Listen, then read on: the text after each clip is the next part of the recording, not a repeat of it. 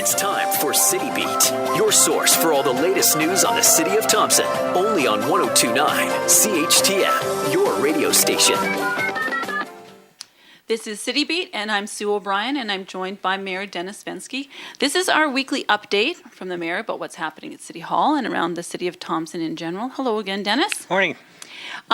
You just went to Peru, so tell us about that and why you went to Peru. Peru trip was part of a return trip from the Peruvians and Colombian delegation that was up last summer, part of the Federation of Canadian Municipalities CISAL program, and it's basically a program where they lock up communities, regions that have similarities, and the similarity between, certainly not the weather, but the similarity between Colombia and Peru and Thompson and Red Lake and Kenora, where they came to visit, is the relationship between mining, First Nations, and the community itself.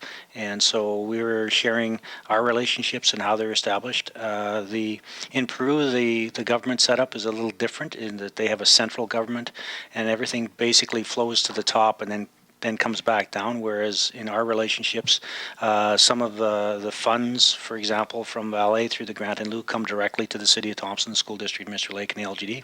In Peru, that funding would go directly to the central state, and then it would come back down, and it doesn't always make it all the way back down to the communities.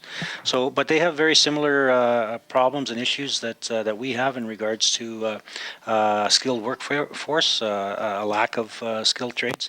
They also have the training for the locals for years, and not to Canada's credit, but mining companies came in, mined the resource and left, and there was no legacy for the community. And so they're trying to change that relationship where the locals are trained in skilled trades that they can have employment beyond a mine or whatever industry is there. So lots of similarities. It was a quick trip. 3-day conference, but well worth it, and we're looking forward to other delegations coming north to Thompson. We got lots of positive press for their visit here, and we took them out to Wisquatum. We took them out to Nelson House for a feast, a community feast, and they were really impressed with all of that. So overall, a great trip. All right, great. And lots of other things have been going on since we last spoke as well. And one of the big things that I'm sure you're happy is the census results. Absolutely. That was a great story, came out yesterday, not only from Manitoba that grew 5.8%, but the City of Thompson grew 4.2%. We are now 13,678 as opposed to the 13,123, so roughly 500 people over the 5-year period of 2011 to 2016. The challenge now will be the next census is 2021, is to maintain our new status and or grow it as well. And just to put it in a financial perspective, that growth in census numbers will realize from the City of Thompson in transfer payments an additional $100,000 a year for the next 5 years from the various grants that we receive from the federal and provincial governments. Okay, and what do you attribute that increase to? Because, it was actually 555 people almost exactly, so that's a pretty substantial jump. Well, I think the trend in Manitoba they were talking about, and in Canada, we accessed 35 million people, and the trends were that people were moving to larger urban centers. Canada-wide, it was like Vancouver, Montreal, Toronto. In Manitoba, we're in the North region, we're the hub. We've seen more people move into our community as a service center. We've had, since 2011, we've had the expansion of UCN, so there's more students coming in. We've got more employment from that perspective. We've had some growth in businesses over that 5 years. So from that perspective, it was great to see that we were one of, you'd like to see everybody grow, but we were the only community in the north that grew. But it was nice to be grouped in that group of expanding communities in Manitoba. Okay, great. And leading into something that may affect the population numbers in a less favorable way, and that's the closing down of Valet's refinery and the smelter. So last night was the first of a number of Thompson 2020 forums that the city is planning on holding. I'll have to admit, it was nothing like I expected it to be. I was thinking more it was like going to be a Q&A, people in the community kind of expressing their concerns and maybe offering, some suggestions. But it kind of wasn't really like that. It was more of almost like a fact-finding mission in a way. So I'll get you to explain what the thinking is behind that format that you had. Sure. The workshop that we had last night was pertained to what we call bucket 2 work, and that's the retiree retention, not only valet but community-wide retention of retirees in our community.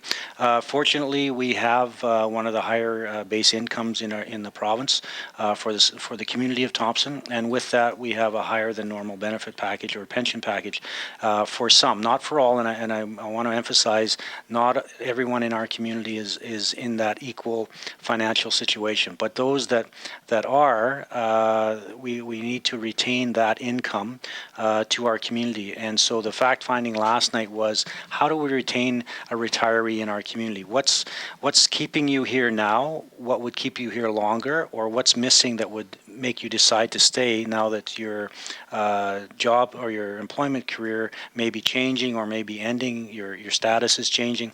So what are the things that the community of Thompson, and I want to emphasize the community, not just the city, but the community of Thompson can do to entice people to stay? I know one of the things that came out last night is retirees. There's always a connection between retirees, their children, and their grandchildren.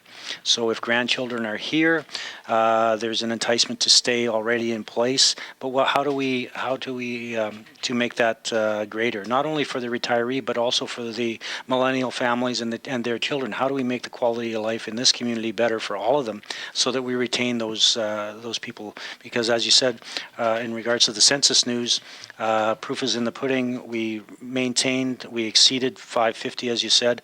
That's a cash influx into our community from transfer payments, and so we need to maintain or increase our population over the next 5 years, so that when the next census comes, we can see 13,678 or more. Okay, and you probably didn't have much time to review the results or the information that you got, but what were a couple of the key points that you took away from the meeting last night? I think one of the biggest things is people at that stage of life and are really concerned about quality of life. They've had their working career. Healthcare is a big issue. We were just talking about this morning, that once you reach the age of 50, if you look at the stats of increasing healthcare and specific healthcare needs, it increases over time. We're all, in general, the general population is living longer. So as you age and you into the 70s and 80s and 90s, your medical needs are increasing as well. And so the problem is that are the services here to meet those increased needs? And so that's why we really need to be working on the hub of the North, hub center from a healthcare perspective, to ensure that those healthcare requirements are here. Otherwise, we're going to lose people to larger centers, as is the national phenomenon across Canada, because they're concerned about healthcare. They need immediate access to doctors and special procedures and such that isn't available, or currently isn't available in Thompson. So we need to be sure we're lobbying for the best healthcare, the best sophisticated programs that we can have in Thompson that are sustainable, to ensure that our residents don't have to leave to seek healthcare. All right. And so I know that there are other forums that will be scheduled. So do you have specific target markets that you're looking for to come attend those forums, that you're getting more specific, I would say, demographic information? Absolutely, and I think that's one of the things that came out last night is initially it was looking at retirees in general, and we'll have more of those titled or specifically targeted for retirees. But out of last night's meeting, it became obvious that we should be having these sessions also for the younger generations as well, that aren't considering leaving right now, but what's going to keep them here longer for their entire work career, and so and their kids, what's missing for their kids? Is there enough activities available, or is the quality there? Things that will entice people to stay and also to attract, because we are trying to grow the population. So how can residents here provide positive comments to those that are considering moving to Thompson by saying we have this, and this, where other communities may not have that? All right. Okay. And I know one of the things that I saw that everybody really talked about saying that, this is something we have, our great outdoors. Absolutely. The weather, as much as some of us don't like it, it provides us the opportunity for snowmobiling and skiing, and, the northern lights were big. And so we do have lots of things here that people would like to come and see, especially if you haven't seen those things before. Absolutely. And there's also a community needs assessment survey available. So tell us a little bit about that. This is more just an in-depth next step to the facilitated meeting that we had last night. And I want to congratulate Valet and specifically Ryan Land for doing the initial sets with Valet employees, potential retirees. We're modeling the same information so we can gather the same data and have the same groupings of results so that we can see where the similarities are. But the survey itself is just a more detailed, what would you like to see in Thompson, what's missing in Thompson, what would keep you in Thompson, what would attract you to Thompson. If you left Thompson, what would you miss from Thompson? And so the survey will be available on thompson.ca. It'll be available hard copy at City Hall and at the VRCC. So the hard copies can be handed in similar to the budget survey at the VRCC or at City Hall. The online survey can go on to thompson.ca and fill it out online and complete it that way. There are some demographic questions within it, so it will identify gender, age, employment, how long you've been a resident, but it doesn't go to the individual. It's an anonymous survey, so your identity is protected from that perspective, but we wanted to see a demographic response to the survey. It will help us guide us in moving forward with this strategy. Okay, and just quickly, we'll wrap up with, we've got the co-chairs chosen for the 2018 Manitoba Hydropower Smart Winter Games, and that's a mouthful in and of itself. So Sandra Ross-Hitch and Marie Kissick. So how did they come to be chosen? Did they put their names forward, or was it just because of their past involvement? No, they were recruited. We looked at a list of names of people who have been here for a while, who have been involved in previous games or previous events, who are highly energized and committed to the community. They checked all the boxes. It was a good mix. We met with Sandra Ross-Hitch first, and then followed up with Murray, and both were very excited to take on the task. We're starting to fill out the remainder of the executive and the chairs of other responsibilities. From the on-the-ground 4-hour shift type volunteer, that recruitment won't take place until September during Leisure Op weekend that we always have, because we don't want to have people put their name on a list now and then not hear anything for 3 or 4 months.